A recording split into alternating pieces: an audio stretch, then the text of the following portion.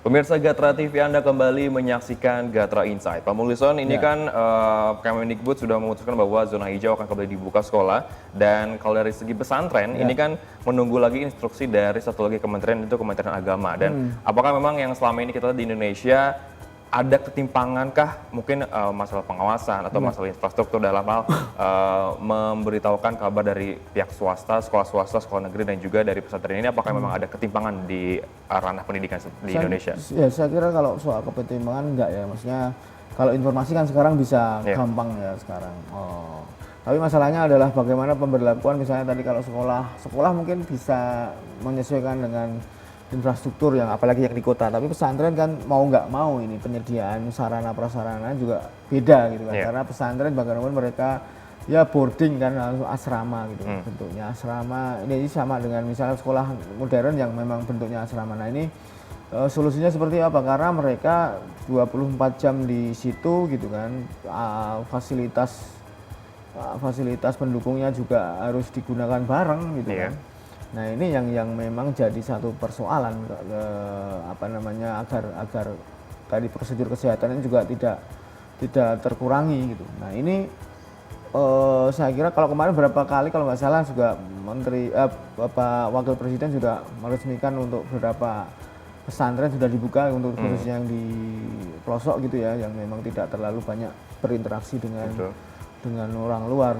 Tapi berapa kali, karena ini kan kadang pesantren itu interaksinya malah dengan orang luar negeri gitu. Ini yang memang harus diketatkan gitu, dikontrol, diawasi agar jadi penyebarannya juga tidak sampai menularkan atau menimbulkan klaster baru. Intinya kan begitu. Nah, kalau saya kira juga sebenarnya kalau misalnya pengendalian di pesantren saya kira akan lebih enak ya, kalau misalnya karena pesantren kan nggak keluar masuk banyak peserta didiknya di dalam, kemudian ini kalau memang bisa isolisir gitu, itu jadi lebih bagus.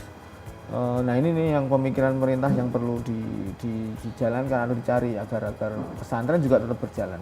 Oke, tapi apakah memang seperti bilang pengurus pesantren atau juga pengasuh pesantren Pak Mulison, takutnya kalau misalnya tidak masuk pesantren santri dan juga santriwati sendiri, itu apakah memang akan ada kesulitan keuangan sendiri, dan apakah dari kesulitan keuangan itu ada solusi atau juga titik terang dari Kemenag maupun dari Kemendikbud sendiri? Makanya itu kalau sekarang kalau memang nggak dibuka pesantrennya itu tadi pengasuh juga akan kesulitan gitu kan. Makanya kalau memang harus gitu masuk ya, prosedur kesehatan misalnya tes gitu sebagai peserta, sebagian peserta. Kita nggak tahu, saya kira pemerintah juga perlu mempersiapkan misalnya dana untuk melakukan tes gitu ke peserta didik di pesantren. Kalau memang sudah dites kemudian masuk, kemudian ditutup, sekarang diisolasi di pesantren itu, tetap pendidikan di sana dilakukan dalam beberapa bulan ke depan, saya kira juga kalau memang tidak terjadi itu aman gitu kan. Intinya kan sebenarnya bagaimana membuat sistem itu berjalan di awal gitu, pesantren itu di awal agar di filter dulu, kalau misalnya ada yang sakit ya jangan sampai masuk dulu.